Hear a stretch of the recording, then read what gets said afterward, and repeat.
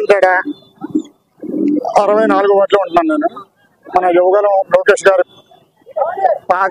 యువగలం సందర్భంగా లోకేష్ గారిని కలవడానికి మేమందరం లేడీస్ తోటి మా తెలుగుదేశం తరపు నుంచి యువతను తీసుకొని అందరినీ లోకేష్ బాబు గారిని కలవడానికి పల్లగారి ఆధ్వర్యంలో అందరం లోకేష్ గారిని పాదయాత్రలో యువగలం నుంచి కలవడానికి మేమందరం వెళ్తున్నాం.